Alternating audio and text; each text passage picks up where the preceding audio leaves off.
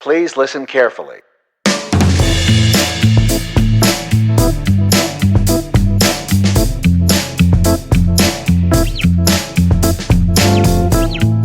Hi, I'm Paul Frields. And I'm Dave Guzman. And welcome to Practical Bass, where each week we pick a topic of interest to you, the working bass player, and we take it apart and look at it from a few different angles and hopefully expose some wisdom and knowledge that will help you take your gigs and your gear to the next level. You can find us on the website at practicalbass.com.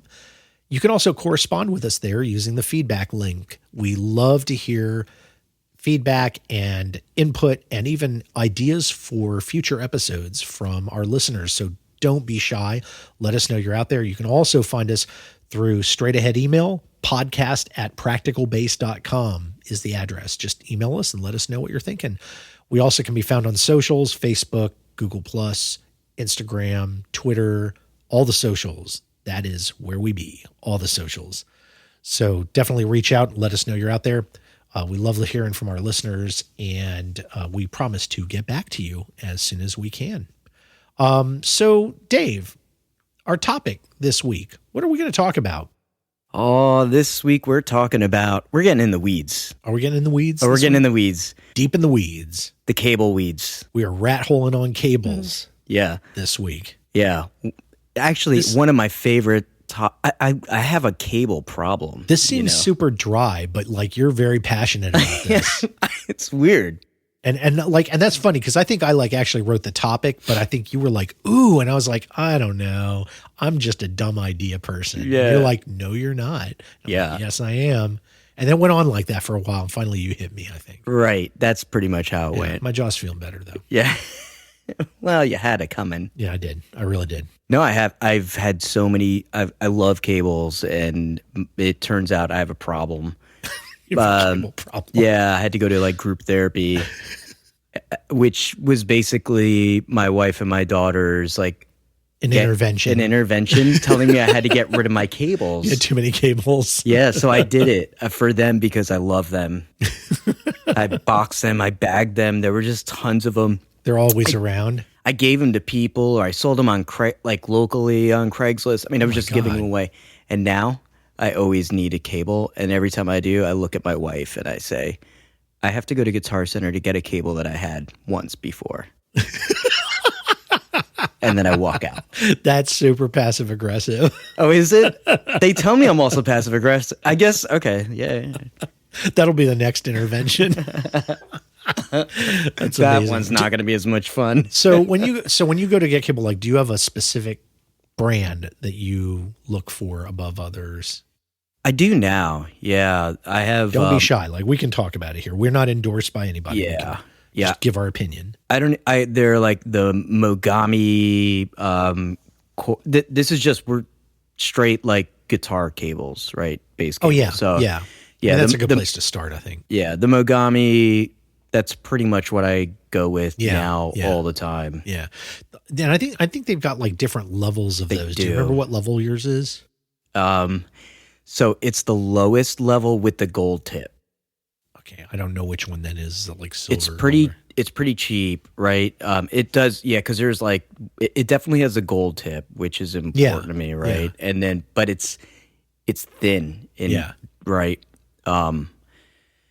What it comes with is a lifetime guarantee. Yeah. Yeah. And that's what I like because Have you ever used it? Yeah. You have. It freaking works. It does. But you had to keep your receipt, right? No. What? No, because it's this one was at a Guitar Center, and they I mean, I guess until Guitar Center, goes belly up or whatever. But which is going to happen any day now for the last 10 years. So I've just been abusing all my cables. I literally stepped on my cable that was plugged into my, a pedal. Yeah. And it bends. Is what happens. Like the bend at the jack or whatever. Yeah, it was done. It was toast. Yeah. So I brought it in one day. Just that. I just walk in. I go to the desk, holding it up in front of you. This young kid is sigil. Yeah. And I'm just like, I think these have a lifetime warranty. And the kid didn't know what to do. And I was like, maybe you ask your manager. The manager comes and he's like, what happened? I was like, I don't know, man. Took this out of my bag and it just came out like this. And he goes, looks like a manufacturer's defect. I was like, yup. Dave. And he just goes to the wall and just takes it. And he just takes it off the wall, gives it to me, and I walk out. That's It's one that way easy. to do it, I guess. That's why I get it. Oh man. Yeah. And that was the second time that I've gotten a replacement on it. Wow. I don't think I ever have. I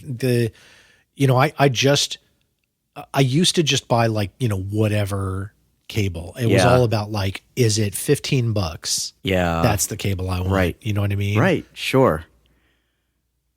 But then, no, I guess just a couple months ago, I had this one cable finally give out on me. That was the cable that kind of broke that streak for me. Like I spent probably $60 on this instrument cable, and it was a monster, and I mean literally like monster cable, and it was.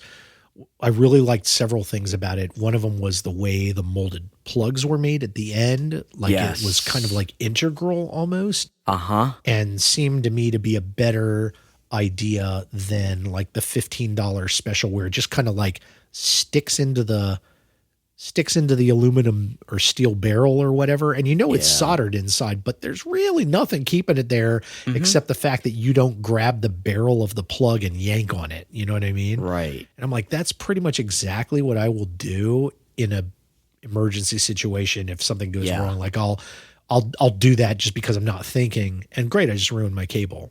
Right. And this one, you couldn't do that. Yeah. Plus it was thick. It was very flexible, but it was a little thicker than a lot of the other cables. And I kind of dug that too, because, I'm not a small guy, and, I figure if I step on a skinny cable, it's going to break, I don't dig that. So so I had this monster cable. It actually just a month or two ago finally gave out on me. I've had that cable, like that cable has been like probably my main instrument cable that I've carried around with me for close to 10 years, I think. Wow. So I got my time. And I'm not super hard on my cables, but I just every once in a while I'll trip or do something dumb and, instant disaster. But that thing has survived many, like I've walked on that thing like every day. I practically ought to throw it on the ground and just walk on it anytime for fun. Yeah. Like it was a foot massage. So did you get your replacement for it? Because they're also a lifetime guarantee.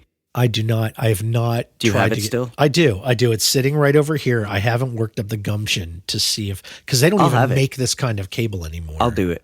Will you do it? I'll give it to you and see what happens. I don't have. Look at me. Gumption. I'm so.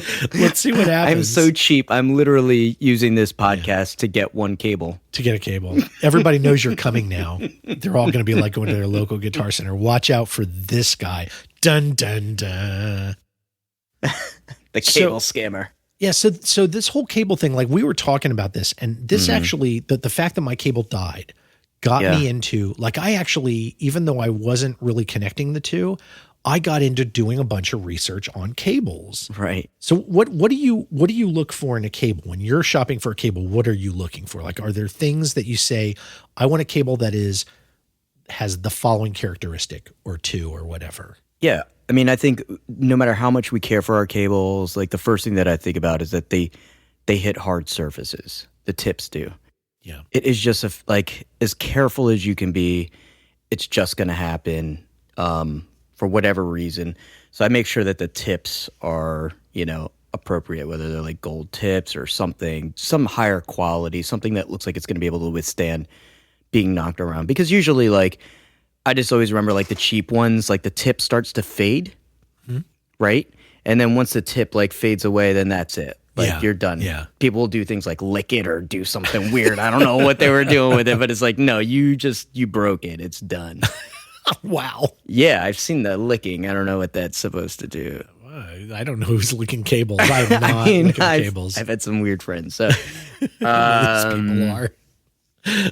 Yeah, I mean, aside from that, like a big thing for me is always like the appropriate length of the cable. Yeah. Right. Because I don't like the entanglement, but I need some space. So I have a certain like length that I use for certain gigs or whatever. Right. Yeah. And usually before I got into these, I I always looked for something that just, was a thicker cable, and I don't even know why really, right? Like I don't know if it's like a gauge thing or whatever, because I think I've read like in places where there's like a difference to the gauge that you can hear a difference in the sound, right? Yeah. Which kind of makes sense. But, for me, it's just I like them to be like from when you store them, that it's kind of it's not getting all twisted up or all weird or kinky, Yeah. So I mean, I've got there's some the way that I always think about that is what I call like suppleness. How supple is the cable? Yeah. Right. Like it's versus being like stiff and inflexible. Right. I mean, you're not going to find instrument cables that are, super stiff because they wouldn't be very useful, right? If you have a cable like that, I'd say you may have the wrong cable.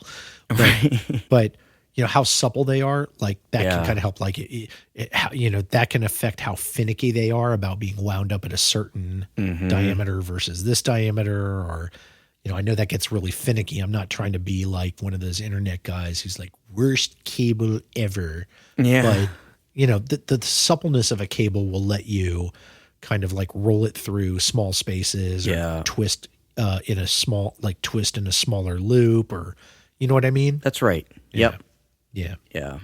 So you're looking for, so it sounds like you've got a lot of the things I think are on my mind too, like the thickness of the gauge of the cable. And I look for that even more, I would say nowadays, in speaker cable, like amp to speaker cable. Oh, I'm looking for something that's well insulated. That's right. And my instrument cable, I think I've gotten, even though there is this monster cable that I talked about earlier, I've gotten away from equating thickness necessarily with higher quality. Like they may not be as related. They can be, but not always. Like you do find some good cables that are thinner.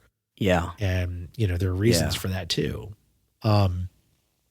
The thing that I have been reading about and catching up on is the capacitance of a cable.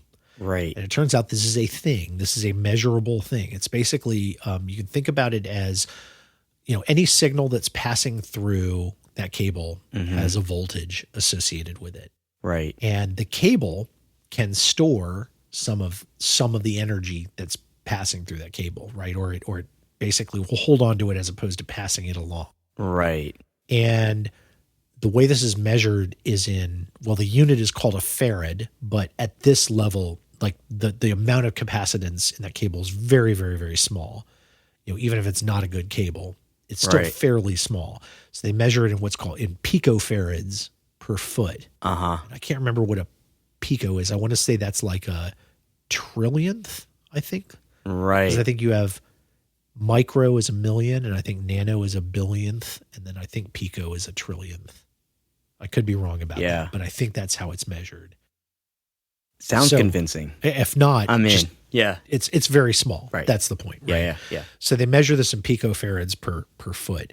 And because it's measured per foot, the capacitance of a cable is not just about that number. It's about how long the cable is. Right. So if I have a 10-foot cable that has a rating of like 130 or 150 picofarads per foot, which is not bad, but it's not great. It's not super high quality. If it has 130 to 150 and it's like 10 feet long, there's going to be no more signal loss with that cable than there would be if I got a cable that's really expensive, like 75 or 65, 75 picofarads per foot, which is very expensive to get cable like that. But then if I buy that cable and make it a 20-foot cable, right, it has the exact same capacitance over that length as the 10-foot cable did. Right. So you can Interesting. You can balance these out. Like you can buy cheaper cables. If you're one of those people who's thinking about capacitance, buying the lowest capacitance cable and then making a really long one or getting a really long one isn't doing you a damn bit of good, because you're getting the exact same capacitance over the longer length. Right. So you can do, if you get a shorter length, it kind of cuts down on that. Right. And it's interesting because I've seen, there are wireless units out there that, and I am in my head, I'm thinking of the Line 6 unit that has, it has a cable length that you can set on the wireless unit and say, here's how long the cable is. What they are doing is they are mimicking the high frequency roll off that happens over longer and longer cables of a standard capacitance. Wow. So they've modeled that, and it kind of rolls off the super, super high end on your instrument. Wow. And that's why people say, like, they can tell the difference between, having this cable and that cable. Yeah. That is in fact a real thing, because as the capacitance goes up, either because your cable's very long or because the capacitance is higher in the type of cable you have, because it's maybe cheaper cable. Yep.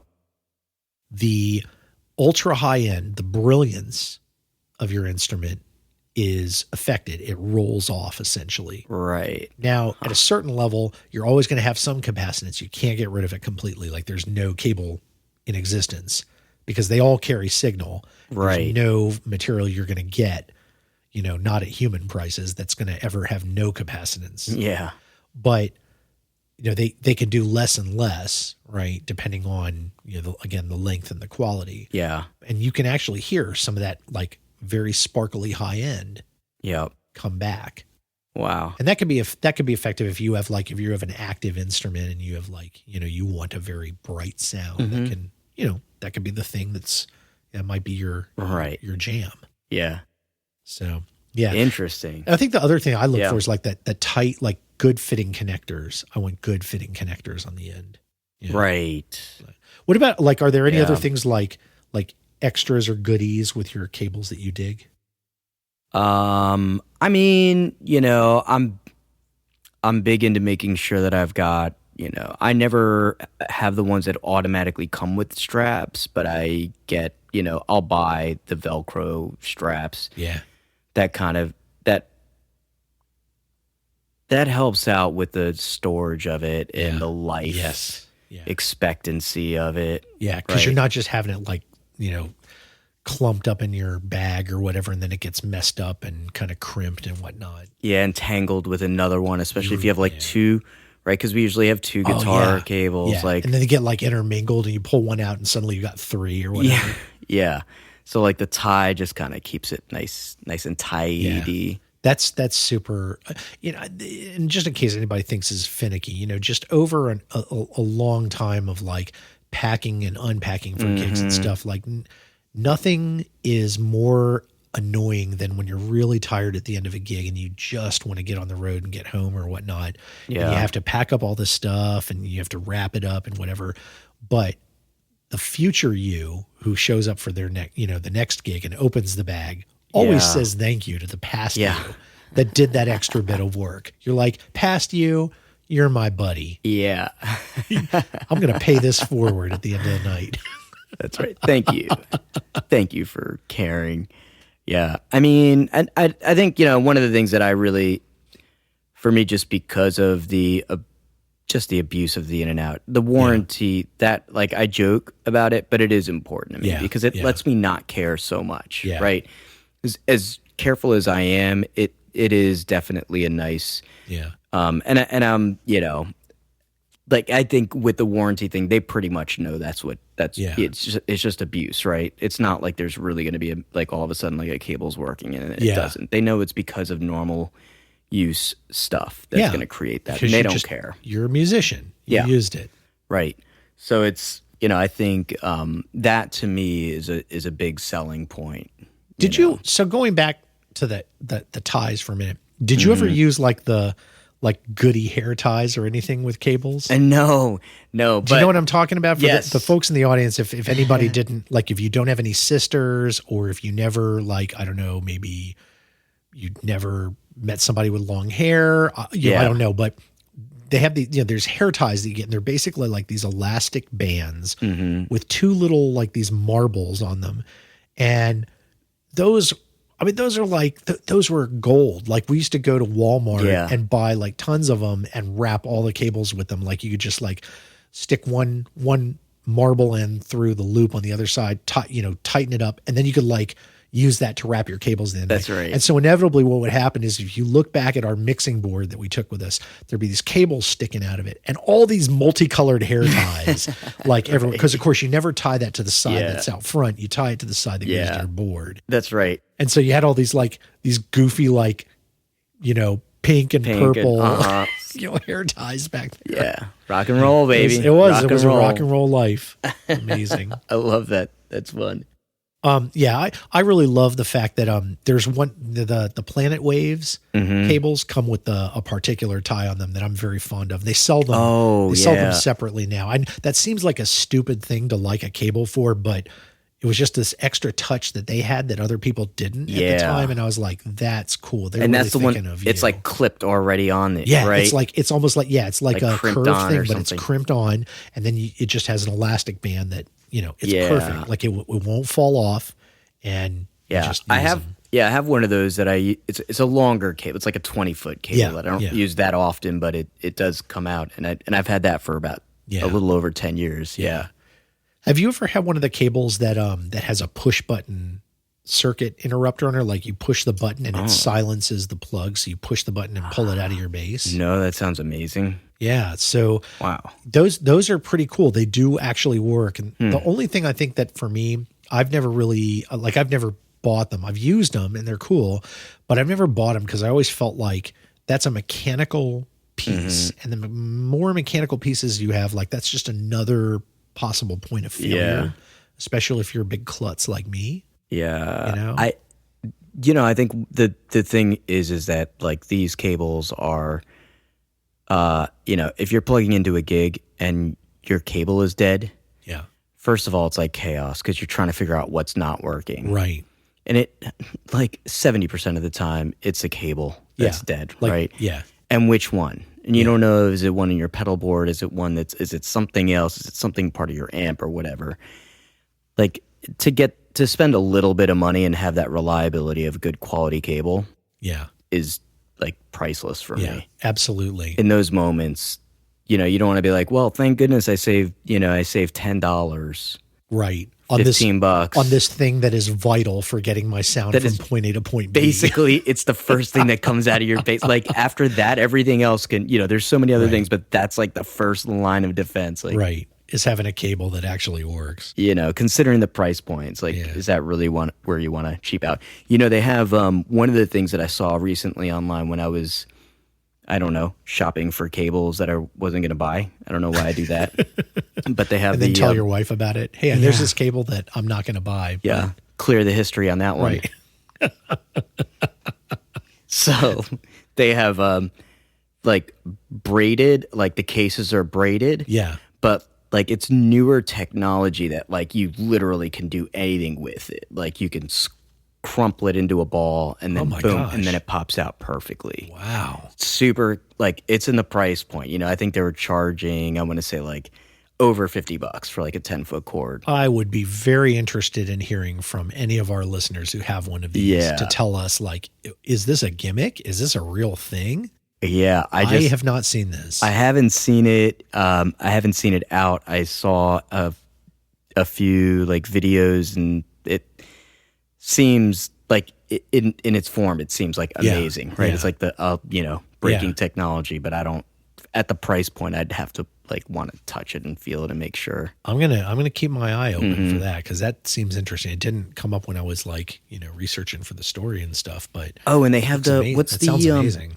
The one that I've always been on the fence about buying is and I think just because it's like iconic, but the Fender white coil telephone cable looking one, Oh, like a coiled cord. Yeah. Because they're like, I don't know, they're just like iconic. They look hip. Yeah. Right. And it makes sense, right? You're always like, it's just taking up the space that you need. Yeah.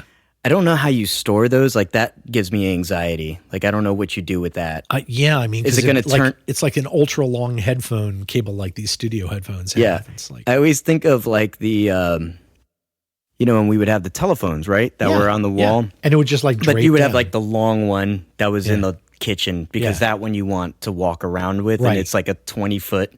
Yeah. And it just like drapes down on the floor. Eventually it's just got sag like all over. Yeah. Sag and tang.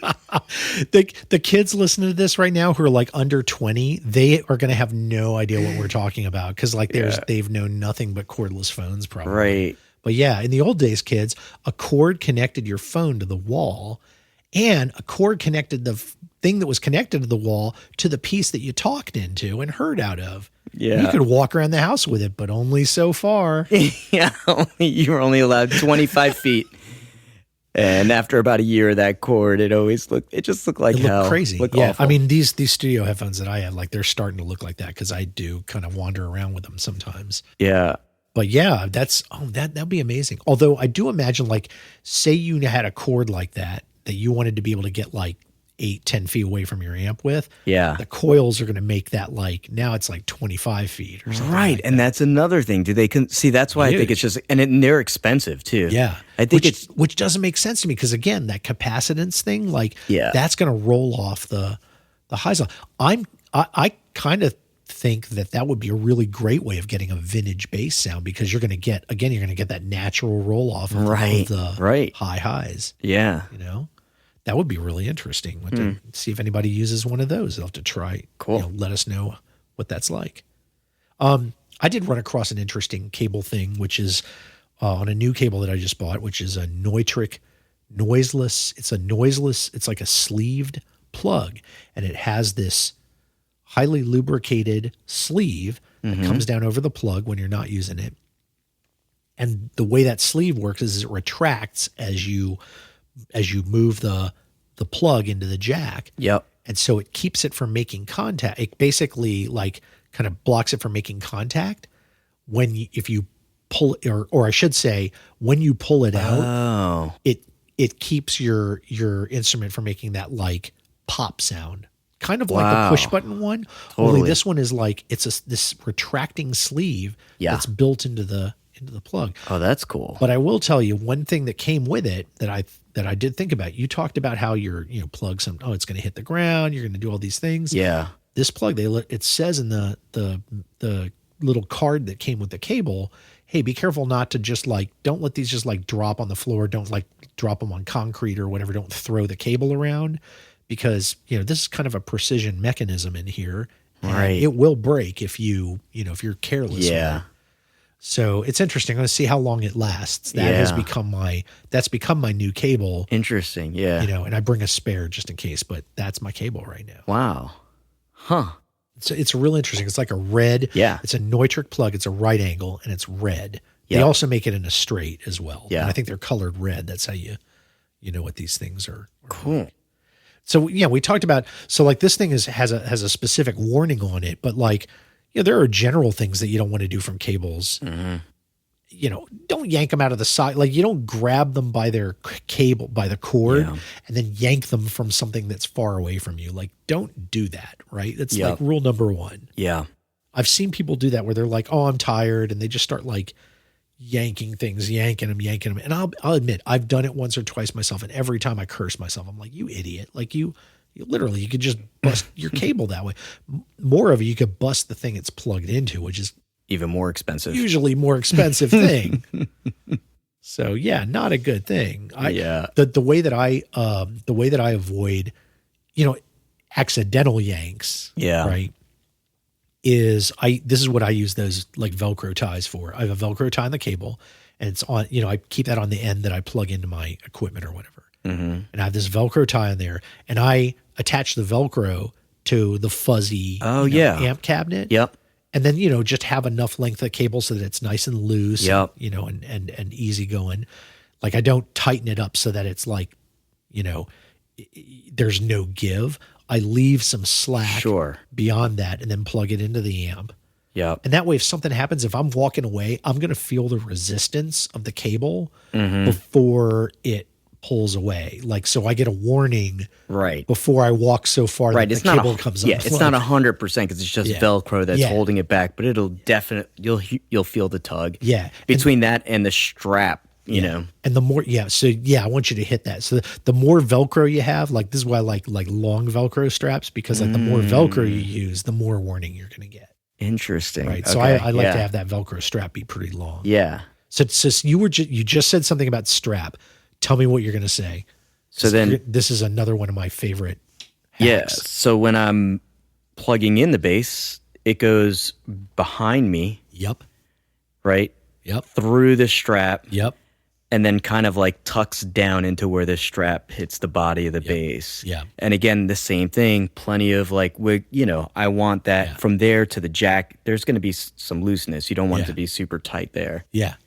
But nice and snug there. So that's the second, Right. warning of like, Yeah. I always far. end up looping it around, and I'll give it one loop around the strap. Yep. And I try and leave enough there so it's not like going to be safe. It's not going to be super tight. Like it's not, that loop shouldn't be like like my finger and thumb. It's more like I'll use, I don't know, a good 10 inches of cable. Yep. And just have a nice fat loop, and then again plug it, like because then said, even if it does pull, it's going to pull on that pull loop. and then just make the loop smaller. And that loop, like the loop will probably withstand a bunch of those. Like it's not, you don't want to ever like have a cable like loop like that you just like, that you keep exerting pressure on for a long time. Right. But if it's only for, if it's only a short time, like you're like, oop, I reached the end. Like you get that, like you said, you get that little tug. Warning. Yeah. You're like, all right, I know I don't want to do that again. Yeah. Back up, be good. So yeah, that's one of my things is like that loop. I had somebody actually like tell me the other day, they were like, yeah, I saw you do that. And this was just like a random person. And they were like, I saw you do that. And I was like, oh my gosh, this guy's a real pro. And I'm like, oh, it's funny. Like that was the thing. Yeah. And I'm like, but that's fair. I'm like, that's fair. Cause it's not like I'm that great a player. I'm like I'm like that guy with the shirt, the world's okayest bass player. That's like me. But this guy really loved the fact that I did that loop thing. Like that to him was like, that guy's thinking a level beyond. I'm like, right. I don't know about that, but I did yank a cable or two in my time before I got there. Oh man. So yeah, that's a great trick though. So storage, like you talked about this earlier, right? Yeah. Like taking care of your, just as far as how you pack it up, when avoid the whole, like, I don't know what that tactic is called, but the hand to elbow. Oh yeah. Not good. People use that. It's not like for instrument cables. Yeah. Just think about like you want the least amount of strain, and there is like a certain way that you could loop it, but at very least, like when you're looping it, to just make sure it's not twisting. That's all you're trying to do. Yep, exactly. It doesn't have to be perfect, but just make sure that it's like not twisting as you're looping it. Yeah.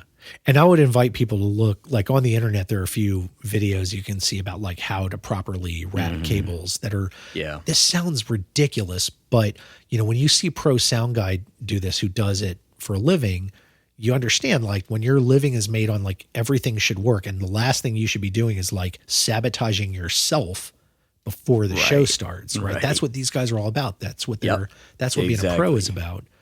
And, there are ways to do this, and we can't really demonstrate here on the, on a podcast, but it really just comes down to paying attention to what the cable is telling you. Like, I want to loop this way. Okay, well then maybe I need to do this half twist to like get it so that everything is aligning right.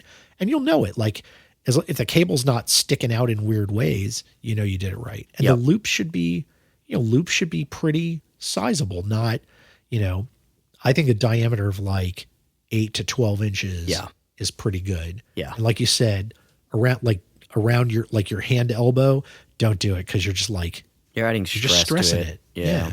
Yeah. So right. And, and then make sure when you put it away, don't like put it somewhere where it's getting pinched and crushed. Like your cables should be in a part of your bag that's not going to happen. Like either the last thing that you put in, like they should go with them. They should go with the more fragile things as opposed to less fragile things. Yeah. Yeah. Yep.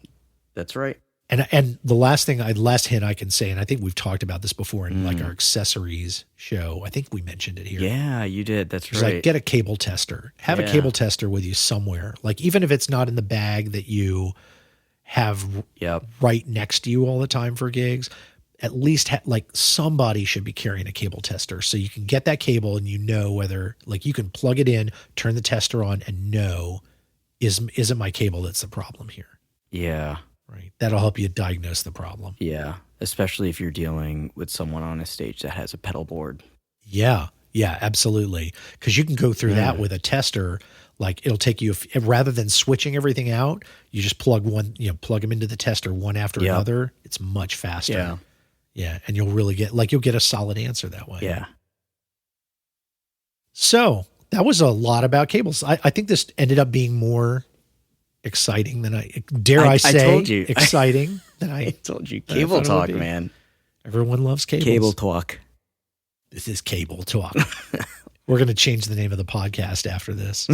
No, I'm not too worried. It was very practical, though. It was very practical. Which is what we're about. Right. So here endeth another episode of Practical Bass, and I hope you and the listening audience have enjoyed listening to us prattle on about cables and such, cabbages and kings and so forth. We will be back next week with another action-packed episode, but before that happens, we'd like you to do one of several things. Number one, share this with fellow musicians. Bass players are great, and we encourage you to also share with other fellow musicians. Share it on the web, share it on Facebook, share wherever you can. We also ask you to invite people to subscribe. That's really important because it lets us know that you want to hear what we're dishing out here, and it'll help you out because you're going to get a fresh episode delivered to you every week for free. Subscribing is super easy. You can go to the website at practicalbass.com and hit the subscribe link, and that will explain what you need to do. You can use Podcasts app on your Apple device or Google Podcast or Google Play on your Google device, iTunes. You can use just about any podcatching app that is out there. Stitcher Radio, anything will work. Search for Practical Bass and use the subscribe link, and you're going to get that episode free, absolutely 100% free of charge, delivered straight to you. And let us know. I think here's the last thing, maybe the number 3 thing. Let us know what you think. Give us feedback. We would love to hear from you if you're in the listening audience. No comment will go unseen. I always ask people to be nice because Dave is very sensitive. I have feelings. He will cry at a drop of a hat, as we found. So you have to go back in the archive for that. That's a lie. There is no crying. There's no crying in podcasts. No, but that does send them to the archives. They will go back now and check. I could be lying. They don't know.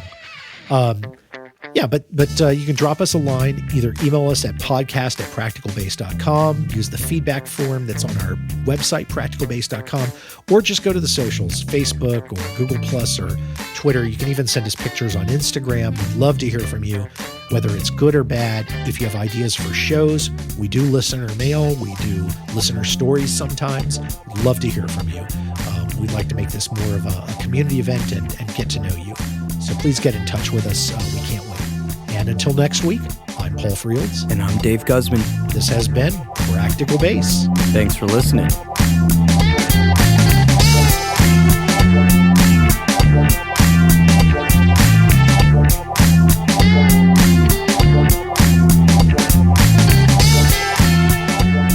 Hopefully, expose some wisdom that will help you take your gigs and gear and knock them up to the next level. I don't want to say knock them up. Why did I say that? Knocking up your gear. Have a wild night with your gear. That's not good. What the hell? Man, what am I thinking? Your bass is Knock showing. up your bass.